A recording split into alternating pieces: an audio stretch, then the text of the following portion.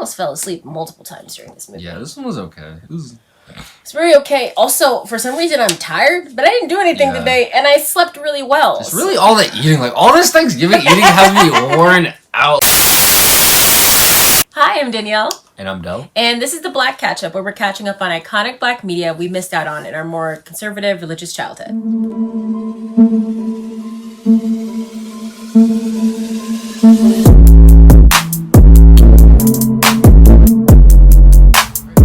Today we watched Friday After Next. Yeah, we're continuing with our Christmas theme or holiday theme. Yeah, and this is the third movie in the Friday series, I guess. So this is kind of a sequel for us because we definitely watched Friday together. We skipped the second one. Yeah, we skipped the second one, and here we are now. Because the third one's just around Christmas. So. Second one wasn't in theme. Yeah. So starting off with the IMDb summary review. Two cousins work nights at a local mall as security guards. When their house is robbed on Christmas Eve, they team up to track the robber down. Okay, That's more or less what happens. Yeah. Alright, so starting off with things we liked. You wanna start this one off? Sure.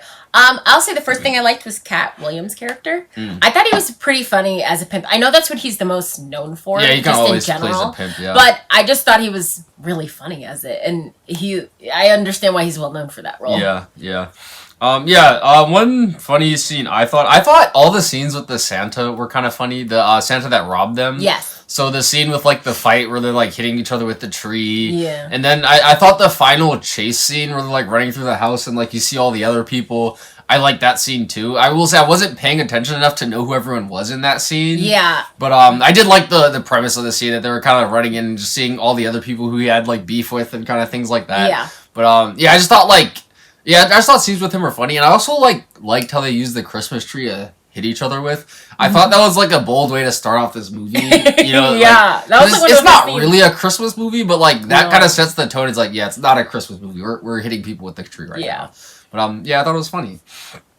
The other thing I have a specific scene. It was when their uncle, I want to say, who owns the barbecue restaurant, just the whole scene where he was dressed as Santa and the kids were coming in. There was just a funny scene where the kid was like, I know you're Mr. Jones, so here's my list of things I want. This, here's my address, I know where you live, you know where I live, I expect it tomorrow morning. Yeah. He was like, I'll say, and Mr. Jones was trying to heep up the charade of Santa. And he was like, no, I know who you are. Mr. Jones. This is your rest. I come here every day. I just thought that was funny. Okay. Let's see. The other thing I had... Yeah, I thought them as security guards, I thought they were pretty funny. Especially that scene where, when they first get their whistles and Mike Epps is, going after everyone, the old lady is singing on the curb, things like that. So, I just thought that was funny. And I liked the chemistry between them, Ice Cube being the more serious one, all right, let's just clock in, clock out, get the job, and then Mike Epps being the more, all right, let's go over the top, we're top flight security. So I just thought that was a funny dynamic between them. All right. Anything else you have on your likes? No, that was about it. Yeah, I just had that's all I had. All right. So now we get into things we don't like / more problematic things that we found. Yeah. You want to start off or? I can start off. I guess one of the things I miss Chris Tucker. I liked his chemistry with Ice Cube in the first one that we saw. I liked their dynamic better than this new guy whose name I don't remember. Mike Epps, yeah. Mike Epps. Mike Epps took a while for me to get used to. In the beginning, I was like, yeah, Mike Epps. But toward the end, I started to warm up to him. I kind of warmed up to him at the end, but I was still like, I kind of wish Chris Tucker were here. Yeah, but I could see that. They kind of played a similar role, so it's kind of weird seeing not Chris Tucker, I guess. Yeah, that's what because it wasn't like he was such a wildly different character than Chris Tucker. Yeah. He was more or less.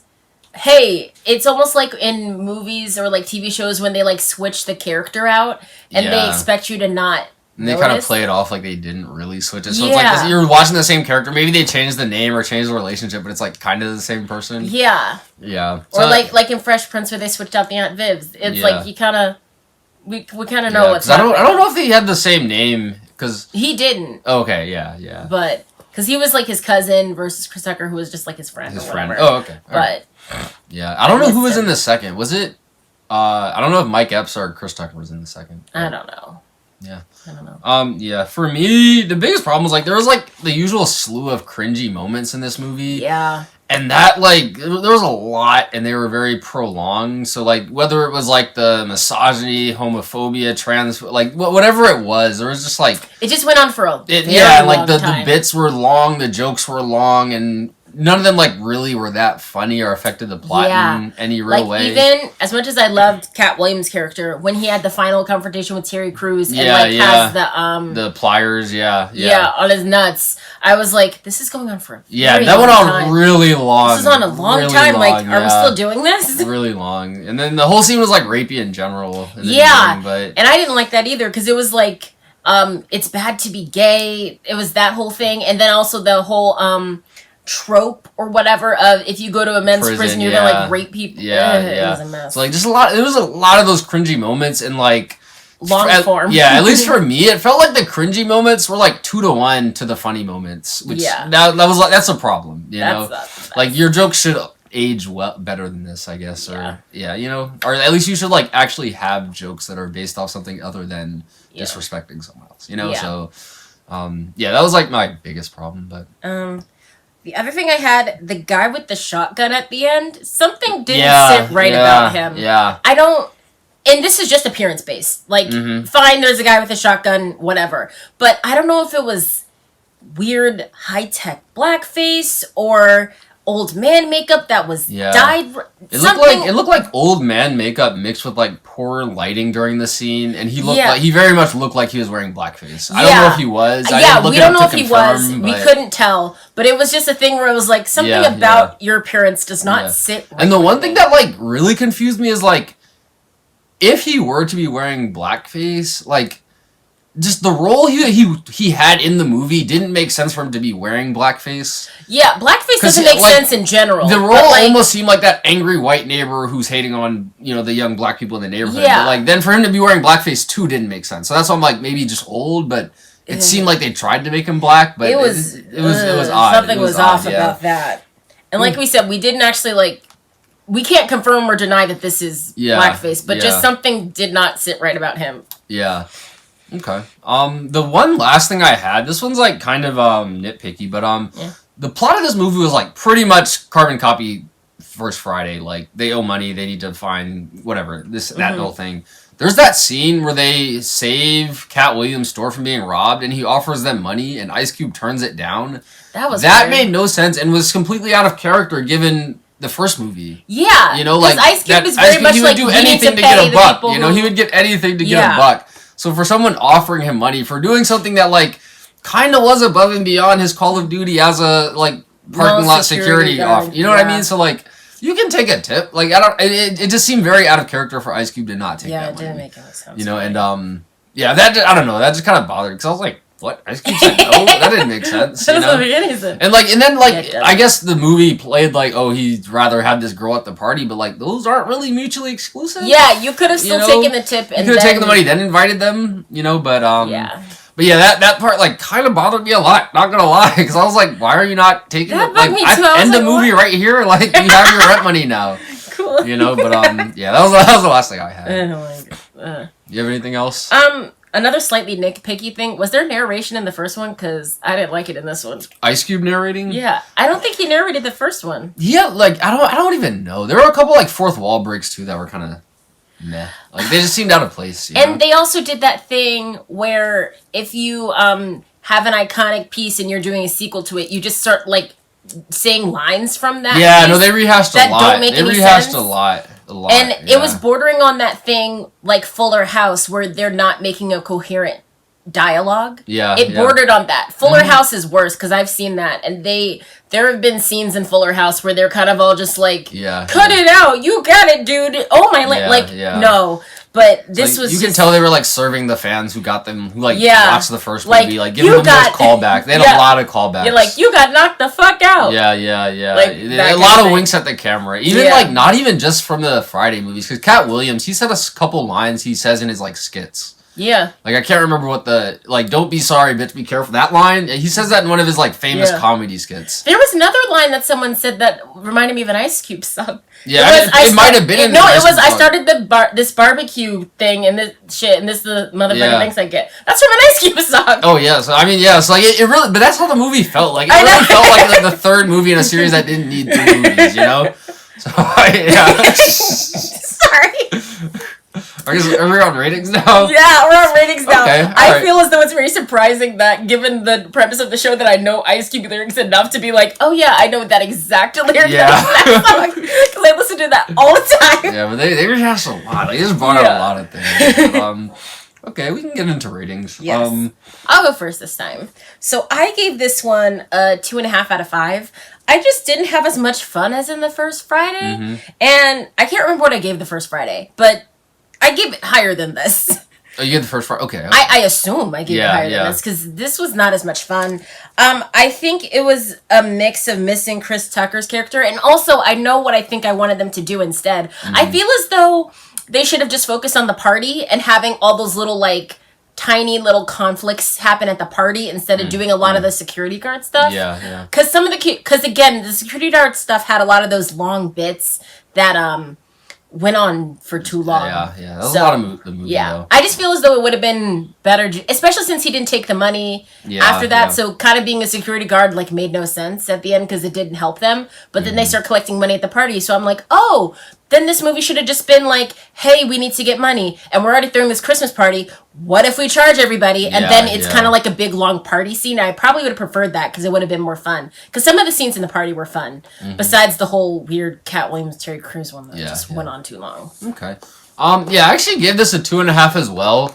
I don't know if my reasons were the same, because I was also trying to kind of compare it to the first one we saw, and I realized I couldn't remember anything that happened in the first one, so the whole comparing thing kind of went out the window, but I did come to the conclusion that, like, I feel like this one had more things, like, actually happening. Like, it almost had, like, a more directed, like, line of things they were doing, because you at least had them, like, okay, they need money, then they had a job, then they had this party that they had anyway. Like, the first movie, I felt like they needed money. I don't even remember why they needed money, first of all. They needed money because, they just owed the big guy, they owed the big guy. Yeah, but I don't remember why. Not even they. Chris Tucker owed the big guy. And Ice Cube got, like, drawn into it. Yeah. So, but, like, then like, the first movie, I just feel like they were doing more, like, ridiculous stuff to get the money. Whereas this one, they were kind of... Yeah, no, I think I liked that a little more, too. This one, they were just kind of working. So it made the movie, like, a lot less funny, or a lot less ridiculous, maybe. I don't know. Yeah.